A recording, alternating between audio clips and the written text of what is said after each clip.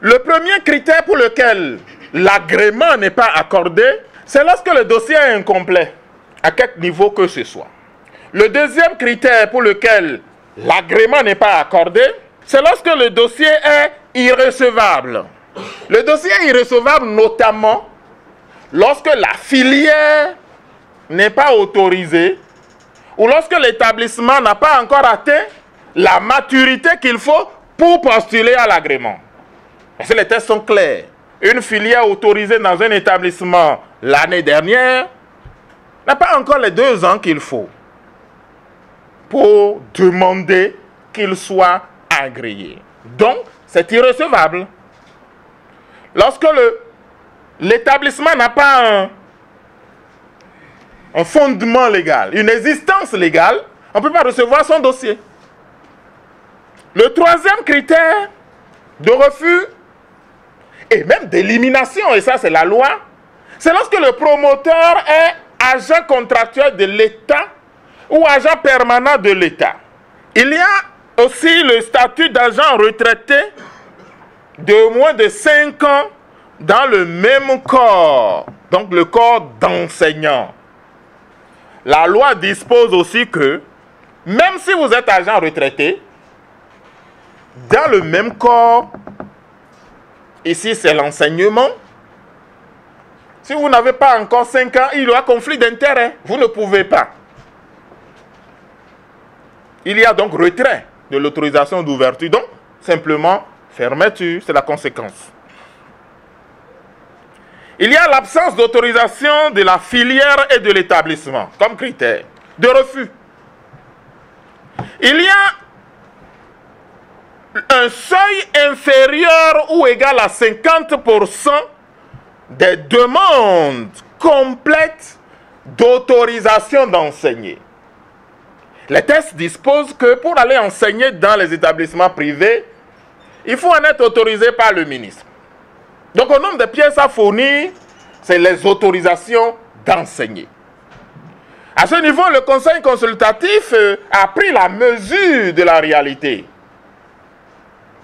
a écouté et a été sensible à toutes les difficultés que rencontrent nos collègues pour réunir les dossiers venus solliciter l'autorisation d'enseigner. Donc la barre a été mise à 50% en se disant qu'une fois agréé, le promoteur ne s'assierait pas sur ses lauriers.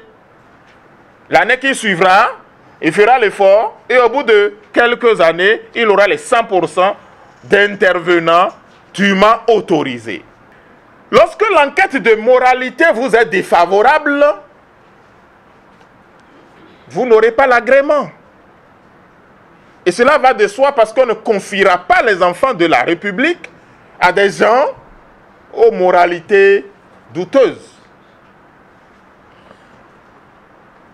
Lorsqu'il n'existe pas d'infrastructure immobilière en propre, normée et sécurisée, vous ne pouvez pas avoir l'agrément. Lorsqu'il y a absence ou insuffisance d'équipement en termes de bibliothèque, en termes d'ordinateur, en termes de laboratoire ou autre type d'équipement didactique, vous ne pourriez pas assurer une bonne formation, donc vous n'aurez pas l'agrément.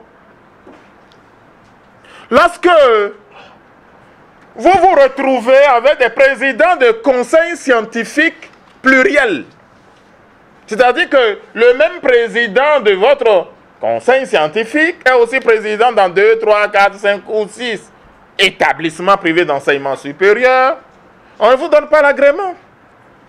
Il y a des tests qui l'interdisent. Lorsque le promoteur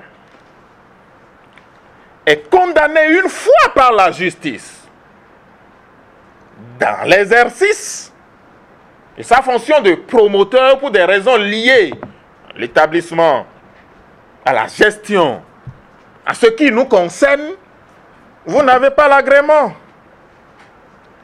Lorsque l'établissement privé d'enseignement supérieur est condamné une fois par la justice, vous n'avez pas l'agrément.